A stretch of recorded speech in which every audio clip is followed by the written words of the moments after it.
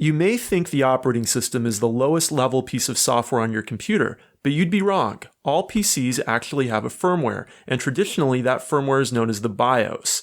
Modern systems still have a thing like the BIOS, although it's not necessarily just called the BIOS. In this episode, we're going to talk about what a BIOS is and why you might want to access it.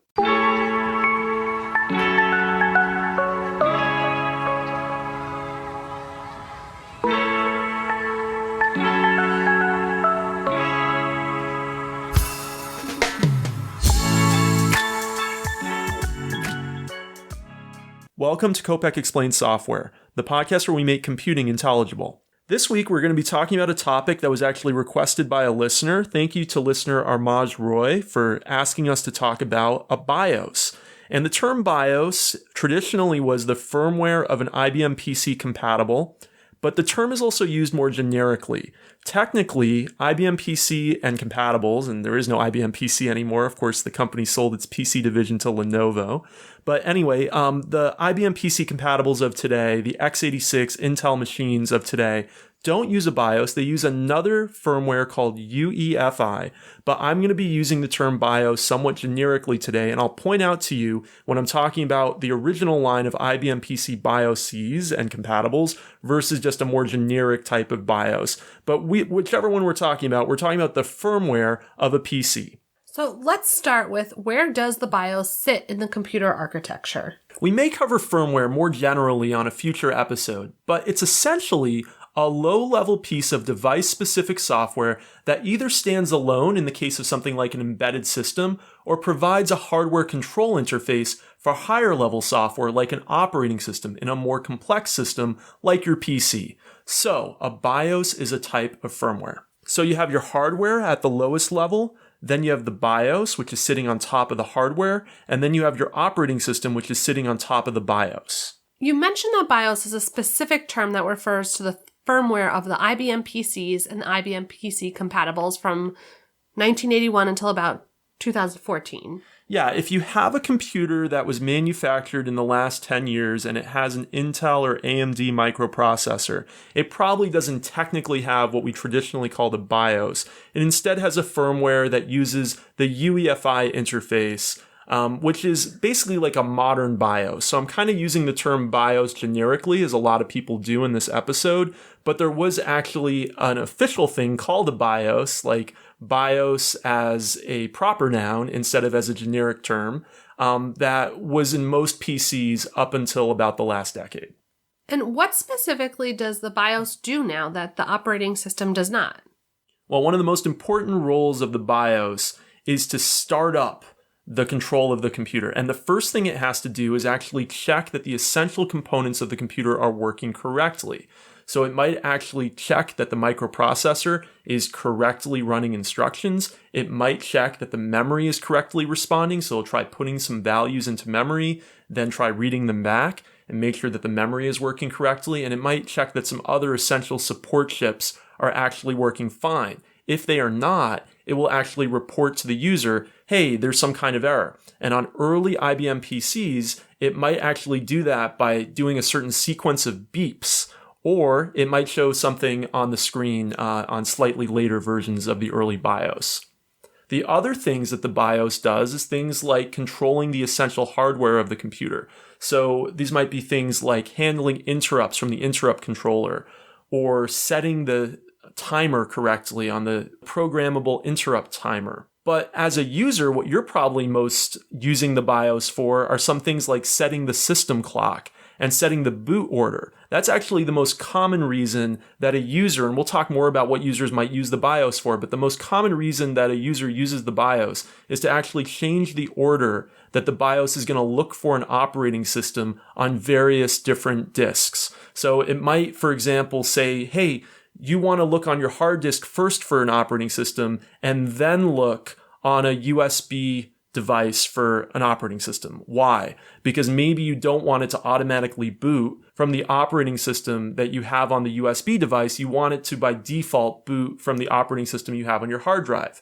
Or maybe you've actually hooked up an external DVD drive and you want the operating system to boot from that external DVD drive. So you're going to go into the BIOS to say, hey, don't just right away go and look for the operating system on the hard drive.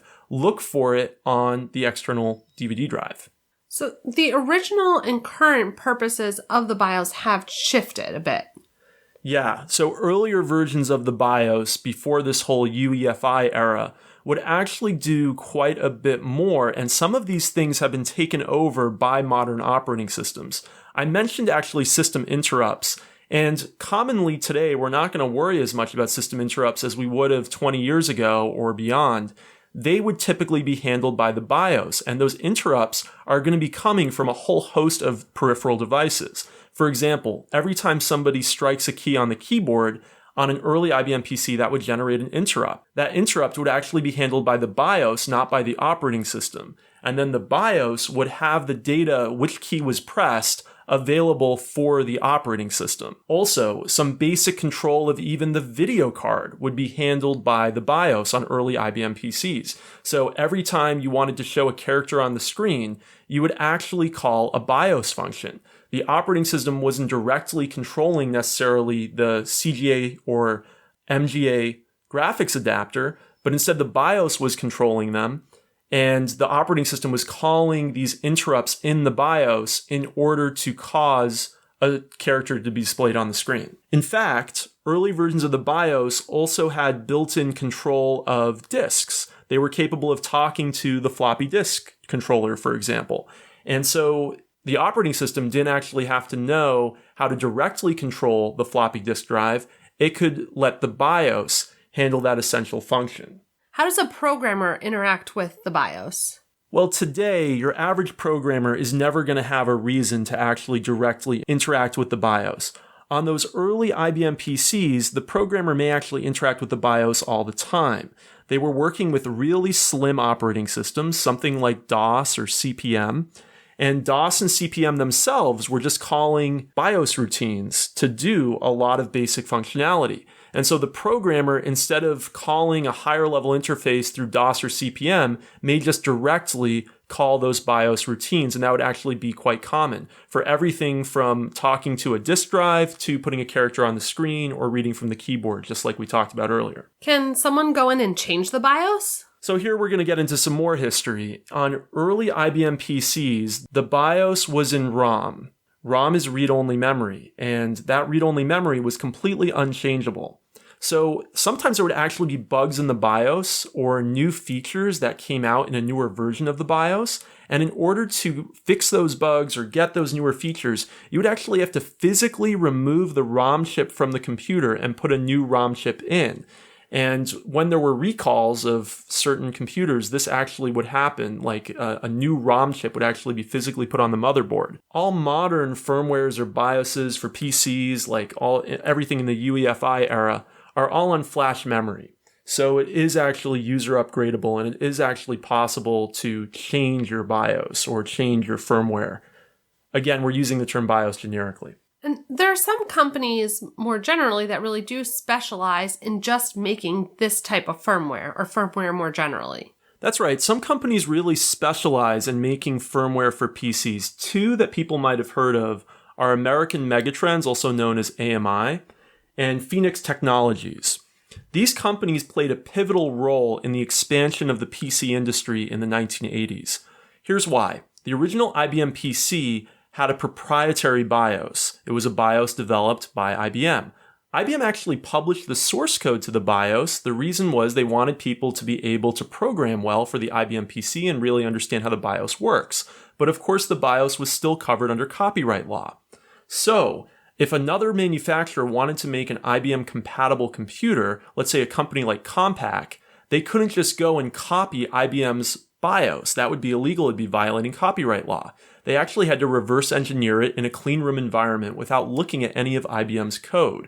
Compaq successfully did this, and so did American Megatrends, and so did Phoenix Technologies. Because they were third-party companies and not PC manufacturers themselves, what they did is they would then sell their reverse-engineered BIOS to other PC manufacturers who wanted to make IBM-compatible computers. So without these alternative BIOSes, it would have been impossible for the whole PC industry to expand in the way that it did. And it really would have been limited to just IBM and companies like Compaq that were able to reverse engineer it themselves. And these companies still exist. American Megatrends and Phoenix Technologies still exist. And now they make other kinds of firmware, including UEFI type BIOSes, which are, firmware that's like a BIOS. We just don't call it a BIOS anymore because it has a more modern interface than that traditional IBM PC BIOS. You touched on this earlier, but what would a user use the BIOS for? Yeah, so an early user of an IBM PC from the 1980s wouldn't really use the BIOS for anything except to be notified by it if something was wrong. So there was no user configurable mode on early BIOSes for the user to actually do anything. So we were talking earlier about changing the boot order, right? If you were using an early IBM PC, that would just be set in stone. It would always first look, let's say, for the operating system on a floppy disk, and then look for the operating system on a hard disk or something like that. The order would just be what the order is. However, starting in the 1990s, BIOSes allow the user to configure some different parameters. For example, the user can go and change the boot order. Or a modern user, what you might want to use it for is changing the boot order, maybe setting the system clock. I had a computer a few years ago that had a BIOS that allowed me to actually overclock the system memory speed. And what's overclock? So your memory and your CPU has some designed speed that it's supposed to operate on, but usually it also has the ability to operate maybe slightly faster, maybe even sometimes slightly slower. We call that downclocking. And you might actually want to get a little bit more performance out of the machine by overclocking it, making it go a little faster than the manufacturer really wanted you to have it go. And you can sometimes configure this. Certain BIOSes would allow you to just go in there and say, hey, here's the speed I want to use. And so that might be one reason that you actually go into the BIOS is you want to actually change the speed. Now, not every BIOS actually allows you to do that, and not every piece of hardware is able to be safely overclocked. That's one reason. Changing the boot order is another reason. How do you get into the BIOS? Well, usually when the computer's booting up, there'll be a little message on the screen for a very short period of time that says, press this key to enter the BIOS or the firmware or whatever. And you got to be fast. You got to press it in time. And then you get into this interface where you can change it. Modern firmwares are so advanced that some of them even support mice and have graphical user interfaces. They're a lot easier to use than they were 20 years ago. So let's summarize a little bit. A BIOS is a pretty essential, or was a pretty essential, piece of firmware on a computer. Right, and we use the term generically. We're talking about the modern firmware on a modern PC that is under the UEFI interface. It's still really a type of BIOS. It's just not an official IBM PC BIOS in the way it used to be. It used to have even more functions and be even more important than it is today. The operating system has taken over some of the functions that the BIOS originally had. But you still might want to use it because you still might want to go change the system clock, change the order of the boot devices, maybe overclock your PC a little bit. And it's still doing those hardware tests when the computer first starts up, still making sure everything's running correctly, and it still has to be there to actually say, hey, let's go load the operating system and go find the operating system on a disk. So it still has some essential functions. I didn't mention and talk about that's also used for some power management features as well, so it has some roles there. But as a whole, it's something that sits between the operating system and the hardware and does some really low-level functions. I also want to point our listeners to our previous episodes on operating systems. It's actually episode 2. It's actually our most listened to episode of all time. And we did an episode on device drivers, which is not the same thing, but has some connections. So I'll put a link to both of those in the show notes. Thanks for listening to us this week. Rebecca, how can people get in touch with us on Twitter? We're at Kopec Explains, KOPECEXPLAINS. Thanks for listening, and we'll see you in 2 weeks. Bye.